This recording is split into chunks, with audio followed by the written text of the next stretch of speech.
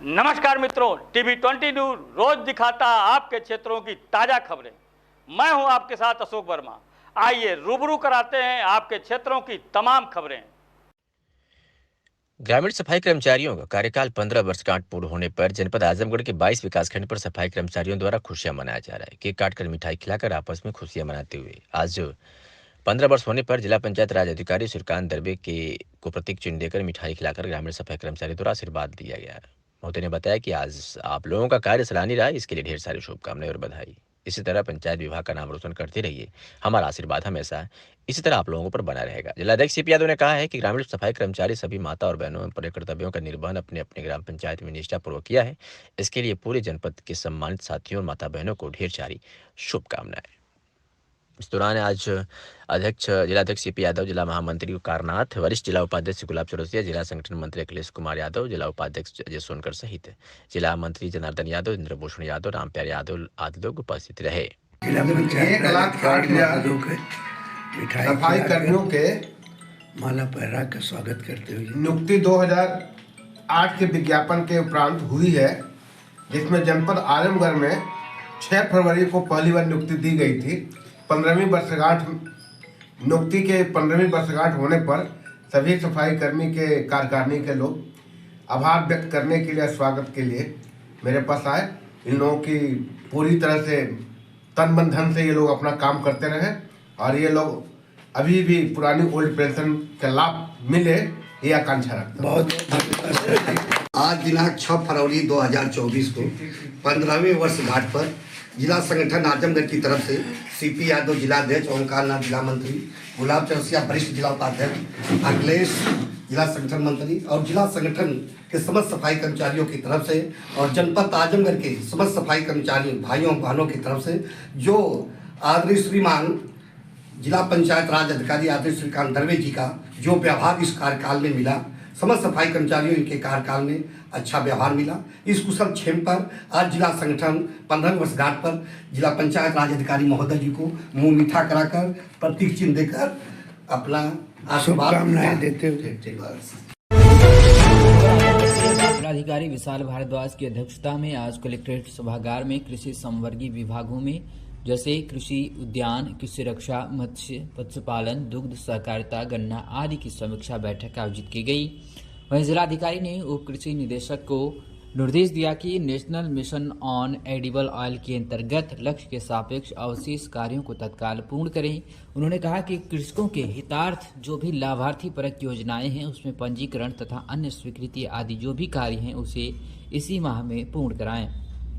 कितने कृषकों द्वारा कृषि यंत्र क्रय करने के लिए आवेदन किया गया है तथा उसके संबंध में कितने कृषकों का सत्यापन किया गया है उसके बारे में भी जानकारी ली। उन्होंने निर्देश दिया कि कृषकों द्वारा कृषि यंत्र क्रय करने के लिए जो भी आवेदन किए जाने हैं उसका सत्यापन जल्द से जल्द कराते हुए उनको नियमानुसार कृषि यंत्र उपलब्ध कराया जाए। उन्होंने कहा कि जिन उद्यमियों द्वारा लाइसेंस लेकर कृषि एग्री जंक्शन स्थापित किया गया है उन्हें स्वावलंबन हेतु नियमानुसार ऋण उपलब्ध कराया जाए।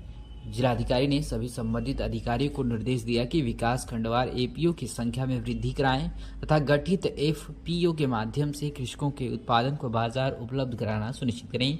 इसी के साथ ही उन्होंने कहा कि किसी प्रकार के किसानों की आय में वृद्धि की जाए, उस पर विशेष ध्यान देकर कृषकों की आय में वृद्धि हेतु आवश्यक कार्रवाई सुनिश्चित की जाए।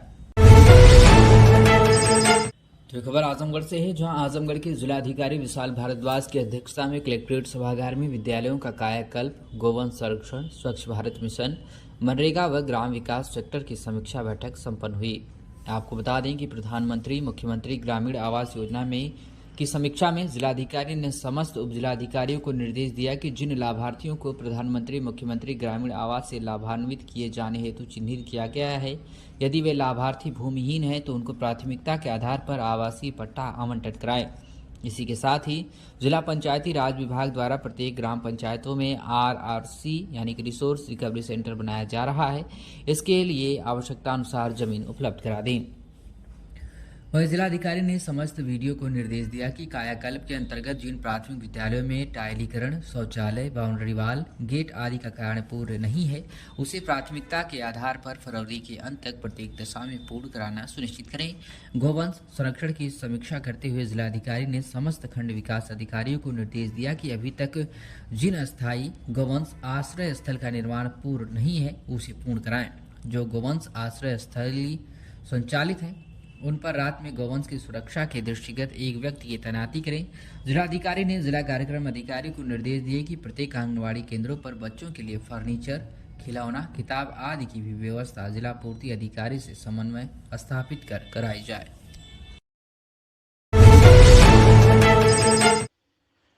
और आजमगढ़ में एक और बड़ी खबर आ रही है, जहां बरधा थाना क्षेत्र में धर्म परिवर्तन कराने के मामले में एक व्यक्ति को पुलिस ने गिरफ्तार किया है। पुलिस अधिकारी इस मामले में कहा है कि जो भी इस तरह का कार्य करता हुआ पाया जाएगा, उसके खिलाफ सख्त से सख्त कार्रवाई की जाएगी। पुलिस ने यह भी कहा है कि इस मामले में जितने लोग जुड़े हुए हैं, उनके गिरोह की जांच पड़ताल की जा रही है और उनका खुलासा भी बहुत जल्द होगा। और ये भी पता लगाया जा रहा है कि इस धर्म परिवर्तन कराने के मामले में कितने लोग शामिल हैं और कितने लोगों को अभी तक ये लोग धर्म परिवर्तन करा चुके हैं। इसको लेकर के कार्रवाई पुलिस कर रही है। क्या कुछ कहा पुलिस अधिकारी ने इस मामले में, सुनिए। बरधा में एक धर्म परिवर्तन का प्रकरण सामने आया है, जिसमें दिनेश पुत्र बिरजू के द्वारा धर्म सभा का आयोजन कराया जा रहा था अपने घर में। उसमें पुलिस को सूचना मिली थी। सूचना के आधार पर जब पुलिस पहुंची तो वहाँ 20 महिलाएं थी, जहाँ धर्म सभा का आयोजन हो रहा था धर्म परिवर्तन कराए जाने के लिए।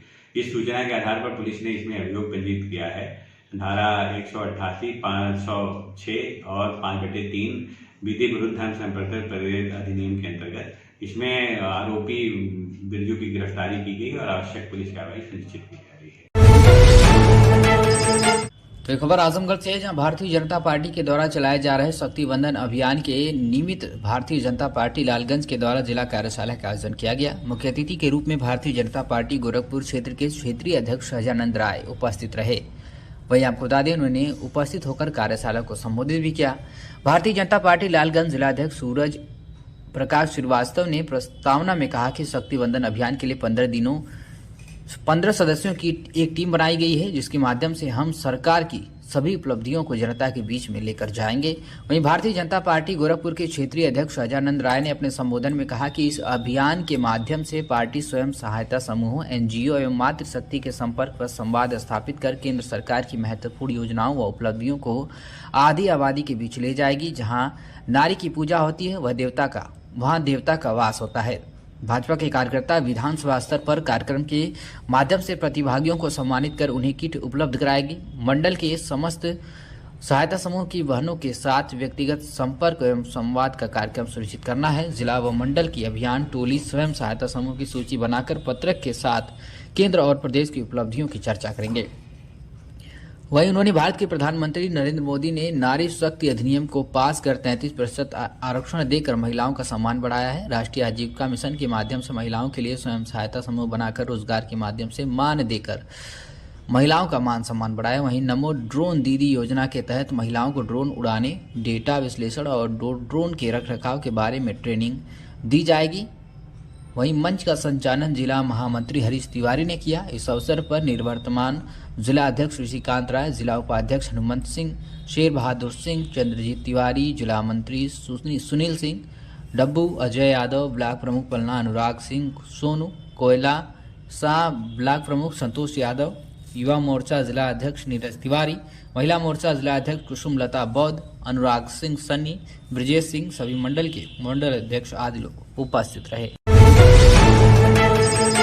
खबर आजमगढ़ से है, जहां बहुप्रतिष्ठित Sivli PG college, Sivli national inter college तथा सिवली नर्सरी प्रबंध समिति, मुस्लिम एजुकेशन सोसाइटी आजमगढ़ की प्रबंध समिति के चुनाव की घोषणा होते ही पक्ष विपक्ष के बीच आरोप प्रत्यारोप शुरू हो गया है। आपको बता दें कि सिवली नेशनल कॉलेज प्रांगण के एक पक्ष के मोहम्मद नोमान, मोहम्मद असलम, एडवोकेट अबू शाद अहमद, वशीउद्दीन, एडवोकेट मिर्जा वसीम, शाह वाजिद, जाहिद तथा अबरार अहमद ने आरोप लगाया है कि स्थानीय समाचार पत्रों में प्रकाशित नोटिफिकेशन के आधार पर हम सभी वर्तमान प्रबंध समिति द्वारा कॉलेज में स्थित सोसाइटी कार्यालय पर चस्पा की गई वोटर लिस्ट देखने तथा बकाया मेंबरी फीस जमा करने आए थे, परंतु सोसाइटी के कार्यालय में ताला बंद था तथा नोटिस बोर्ड पर कोई भी लिस्ट चस्पा नहीं की गई थी। उक्त लोगों ने मीडिया कर्मियों को सोसाइटी के कार्यालय में लगे ताले को दिखाया और नोटिफिकेशन में प्रकाशित चुनाव अधिकारियों के मोबाइल नंबरों पर फोन करके उनसे जानकारी ली। तो चुनाव अधिकारी डॉक्टर अनीस अहमद, डॉक्टर अब्दुल हन्ना ने बताया कि हमें मौखिक रूप से चुनाव अधिकारी बनाए जाने की सूचना दी गई है, लिखित कोई पत्र प्राप्त नहीं हुआ है। इस कारण इस संबंध में हम कुछ नहीं बता सकते। वहीं सोसाइटी के उक्त सदस्यों ने मनमाने तरीके से सदस्यों की लिस्ट में गड़बड़ी करने का भी आरोप लगाते हुए कहा कि AR द्वारा 482 सदस्यों की सूची प्रमाणित की गई है, परंतु हमें शंका है कि अलमत में होने के बाद प्रबंध तंत्र ने सदस्यों की सूची में मनमाने तरीके से बढ़ोतरी की है, इस कारण सूची को चस्पा नहीं किया गया है। चुनाव में गड़बड़ी की आशंका है। वहीं इस संबंध में दी आजमगढ़ मुस्लिम एजुकेशन सोसाइटी के अध्यक्ष शौकत अली, कॉलेज की प्रबंध समिति के अध्यक्ष अबू शाद शमसी, उपाध्यक्ष डॉक्टर मोहम्मद अजमल ने मीडिया से वार्ता करते हुए बताया कि नोटिफिकेशन के बाद उसकी तैयारियां जारी है। इसके लिए 21 दिनों का पर्याप्त समय है।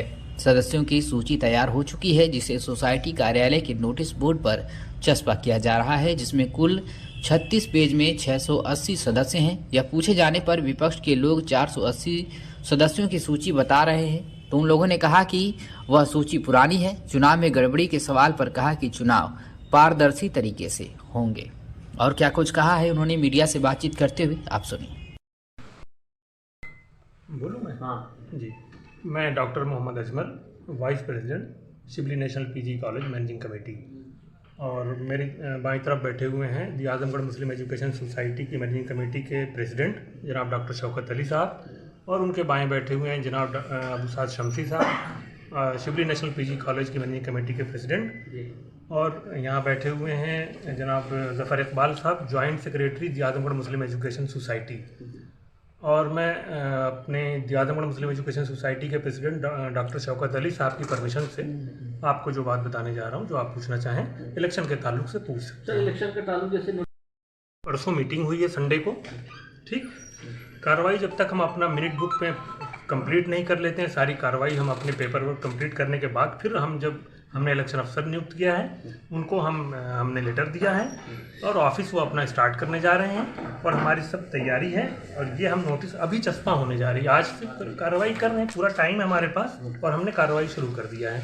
और ये नोटिस हमारी मेंबरशिप, ये लिस्ट हमारी 34 पेज की है, और जारी नोटिस बोर्ड पर जारी ये 682 मेंबर्स की, ठीक है। ये 34 पेज, ये अभी आपके सामने नोटिस बोर्ड पे चस्पा होगी, आपके सामने ही करेंगे, आप यहाँ पे मौजूद रहेंगे, ये आपके सामने अभी चस्पा होगी, ठीक है। सर उनका सवाल नहीं, ये लफ्ज़ धांधली पहले से एज्यूम करके कोई कह नहीं सकता है।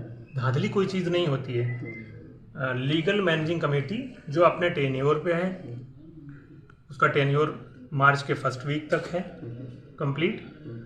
सेक्रेटरी और मैनेजिंग कमेटी पूरी अथराइज है। जो लिस्ट वो पब्लिश करेगी, उसी लिस्ट पे इलेक्शन होगा। उस पर किसी को अगर ऑब्जेक्शन होता है किसी नाम पे, तो एप्रोप्रिएट फोरम पे वो अपनी बात रख सकता है, लेकिन उससे पहले किसी को इस तरह से कोई इल्ज़ाम लगाने का हक नहीं है। ना कोई ये पहले से कह सकता है कि कोई धांधली हुई है, जब तक कि कहीं से ये साबित ना हो जाए। लोग किस कारण से यहाँ आए हुए हैं बता दें। मैं CA मोहम्मद नुमान, सदर प्रबंध समिति Azamgarh Muslim education trust society. तो आज आप लोग सोसाइटी कार्यालय पे आए हैं, क्या आप लोगों को मिला यहाँ पे? जैसा कि विज्ञापन में नोटिफिकेशन कल हुआ था, तो हम लोगों को ये मालूम हुआ कि जो है ऑफिस से अपनी जो है रसीद लेनी है, और वहाँ पे मेंबर्स की लिस्ट अटैच है और चिस्पा है। तो हम लोग सब लोग आए, देखा कुछ भी नहीं है। हम लोगों ने कॉलेज के बोर्ड पे देखा, और जितने भी इधर उधर बोर्ड है सब पे देखा गया, और बेसिकली हम लोग यहाँ पे खड़े भी हुए हैं सोसाइटी ऑफिस के सामने, कहीं कुछ भी नहीं, तालापन पड़ा हुआ है। और इलेक्शन अफसर भी उसमें नॉमिनेट किए गए हैं। इलेक्शन अफसर से बात करने पर ये मालूम हुआ कि उनको अभी तक पता नहीं कि वो इलेक्शन अफसर डिक्लेयर कर दिए गए हैं। तो क्या ये वोटर लिस्ट में धांधली की आशंका आप लोग जता रहे हैं? जी बिल्कुल बिल्कुल। हमारा कहना ये है कि इन लोगों ने कुछ भी अभी तक वहाँ पे दाखिल नहीं किया है सोसाइटी ऑफिस में, और जो सर्टिफाइड कल तक की लिस्ट थी हम लोगों ने ले लिया है वहाँ से प्रमाणित, और यहाँ पे उसको भी नहीं लगाया। तो इससे अंदेशा ये हो रहा है कि ये लोग फर्जी तरीके से नए मेंबर को ऐड करके और इलेक्शन कराना चाहते हैं और इसको इस सोसाइटी को विवाद में लाना चाहते हैं। असली मकसद ये है। आप लोग क्या चाहते हैं? हम चाहते हैं कि जो AR से सर्टिफाइड कॉपी है जो है उससे इलेक्शन हो जाए। हम इलेक्शन के खिलाफ हैं। कितने लोगों की है इसमें सूची में? वहाँ पे जो हम लोगों ने सर्टिफाइड कॉपी लिया 482 मेंबर्स की है और उसी से हम इलेक्शन चाहते हैं। अच्छा, वो उससे आप संतुष्ट हैं? उस सूची से उससे संतुष्ट है, उन्हीं के द्वारा दाखिल हर चीज़ से संतुष्ट। हम इलेक्शन चाहते भी और उन्हीं के द्वारा दाखिल की है, उसमें उनके पदाधिकारी द्वारा दाखिल की गई है। ठीक है, थैंक यू। सर शमशी बोल रहे हैं जी, तो सर जो आशंका वो लोग जता रहे हैं उस पर आपका क्या कहना है? जैसे वो लोग कह रहे हैं कि जो लिस्ट जारी की जाएगी वो बोगस होगी, कुछ अतिरिक्त लोगों का नाम आता है। ऐसा है कि हमारी दी आजमगढ़ मुस्लिम एजुकेशन सोसाइटी की प्रबंध समिति है, कारणी प्रबंध समिति है, वो जो है एप्लीकेशन लेती है और नए मेंबरों को इनरोल करती है, इलेक्शन होता है, फीस जमा होती है, हर चीज़ है। बढ़ाने का और घटाने का, जो मर गए उनको घटाने का सब काम ये सेक्रेटरी का है। बात समझ रहे ना? जो भी काम है वो सेक्रेटरी का है। तो जो मरे हैं उनको घटाना है, जो बढ़े हैं नियमावली के हिसाब से तो उनको उसमें जोड़ना है। तो वो काम तो हर मेंबर नहीं करेगा, प्रबंध समिति ने करेगी। तो प्रबंध समिति की मीटिंग हुई, इसमें सब पास हुआ है। कुछ लोग डिफॉल्ट मेंबर थे, उनकी फीस नहीं जमा थी, वो शोर मचा रहे थे, शोर मचा रहे थे कि हमको मेंबर ऐसे गिना जाए। सोसाइटी रजिस्ट्रेशन एक्ट की सेक्शन 15 में ये साफ लिखा हुआ है 3 महीने की अगर किसी का सब्सक्रिप्शन पेड नहीं है तो वो इलीगल मेंबर नहीं है, वो वोटिंग राइट भी नहीं उसका रहेगा उसमें और वो एज मेंबर गिना भी नहीं जाएगा। तो सर उन लोगों की आशंका ये थी कि 482 लोगों की सूची हम लोगों के पास है और आप बता रहे हैं 600 लोगों की है। तो नए सदस्य बढ़े हैं तो कहाँ जाएगा? वो क्लियर बता देते हैं। वो नए सदस्य बढ़े हैं तो बढ़ेंगे, जो घटे हमारे हैं उनको निकल जाएंगे वो। चुनाव कितने तारीख को है? 3 तारीख को। 3 तारीख को। तो हमारा ये कहना है कि जो सूची है, ये सूची है, अब पेपर में आ गया है, सब कुछ ठीक है, अभी लग जाएगा, वक्त है, सब काम होता है, सब आपके सामने देखिए रखा हुआ सर, ये जा रही सब लगने के लिए, कंप्यूटर से निकल रहा है, देख लिया, ये सब है नोटिस, ये देखिए नोटिस बोर्ड है, सब कुछ वहाँ पे है नहीं, अभी कार्रवाई हो रही है, अभी 1 घंटे में लगवा देते हैं, हर चीज़ एकदम एट अ टाइम आप चाहते हैं कि हो जाए, प्रक्रिया है, इलेक्शन की प्रक्रिया अभी शुरू हुई है, तो थोड़ा सा टाइम 1 दिन का आगे पीछे थोड़ा हो सकता है उसमें नहीं, लेकिन एक जो टाइम 21 दिन का है हमारा कि चुनाव की अधिसूचना जारी होने के बाद 21 दिन का टाइम चाहिए, तो 21 दिन से भी ज़्यादा टाइम है। तो आप आश्वस्त करते हैं कि जो चुनाव होगा फ्री एंड फेयर होगा, उसमें कोई वो नहीं है, सब लोग आगे भाग लें, जो वैलिड मेंबर है वो भाग लें आकर के, कोई रोक रहा है क्या? ठीक है, इसमें सारे लोग हैं इसमें मेंबर, जो तो ये खबर आजमगढ़ से है, जहां विकास भवन के सभागार में जिला एकीकरण राष्ट्रीय एकीकरण समिति की बैठक उपायुक्त मनरेगा आरयू यादव की अध्यक्षता में आयोजित की गई। अध्यक्ष ने कहा कि हमारे देश की विशेषता है कि यहाँ की सभ्यता एवं संस्कृति है, यहाँ पूरी दुनिया में शांति के अग्रदूत के रूप में मनाया जाता है, दुनिया को हमेशा भारत से एकता का संदेश दिया गया है। आपको बता दें, उन्होंने कहा कि परिवर्तन के दौर में भी सभी चीज़ें बदलती रहती हैं, परंतु राष्ट्र की एकता की भावना कभी नहीं बदलती। उन्होंने कहा कि एकीकरण की इस भावना के सार्वभौमिक सत्य को जीवित रखने एवं बनाए रखने तथा बच्चों, युवाओं एवं समाज के लोगों में इसके संबंध में जागरूकता बनाए रखने के लिए राष्ट्रीय एकीकरण जिला एकीकरण समिति को अपने दायित्व को निर्वहन करते रहना चाहिए। उन्होंने कहा कि एकीकरण का एकता ही मूल मंत्र है। उन्होंने कहा कि एकीकरण की भावना का विखंडन नहीं होना चाहिए। उन्होंने कहा कि सभी लोगों को अपने स्तर से देश को सही दिशा में आगे बढ़ाने का प्रयास करना चाहिए। उन्होंने कहा कि देश की अखंडता, एकता भावना को प्रबल करें। वहीं जिला एकीकरण समिति की बैठक में प्रमुख समाजसेवी जय प्रकाश नारायण, अपर जिला सहकारी अधिकारी हरिराम यादव, प्रेमी GRN राय, ब्यूरो चीफ दैनिक जागरण सर्वेश मिश्रा आदि ने अपने अपने विचार व्यक्त किए। राष्ट्रीय एकीकरण समिति द्वारा आयोजित होने वाले आगामी कार्यक्रमों पर भी विचार विमर्श किया गया।